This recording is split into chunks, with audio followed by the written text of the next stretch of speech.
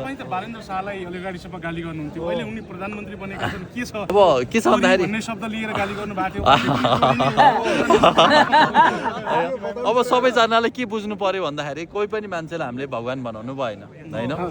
हामी सब जत्तैभरि नेपाली हुनु पर्यो हामी नेपालको हुनु पर्यो नेपालको खानु पर्यो नेपालको लाउनु पर्यो बालेन्द्र शाहले हिजो राम्रो काम गर्दा राम्रो गरिस् भनेर के गर्नुभयो भनेर भनेकै हो धेरै कुराहरूमा कुनै बेला नगर्नु भन्दाखेरि कोही कुराहरूमा अस्ति प्रधानमन्त्री बन्दा नबनेपछि जेनजीको मागहरू पुरा नहुने हो कि देशको हालत यस्तै हुने हो कि फेरि हामी चाहिँ अर्को घञ्चक्करमा परिने हो कि भन्ने भएर चाहिँ अलिकति डिस्प्युटहरू भएको थियो केही हाम्रो अनुरोधहरू नमान्दाखेरि कुनै बेला कराइयो पनि होला भोलि बिहान पनि उहाँले राम्रा काम गर्नुभयो दामी गर्नुभयो देश र जनताको लागि दिनरात मिहिनेत गर्नुभयो सुशासन ल्याउनु भयो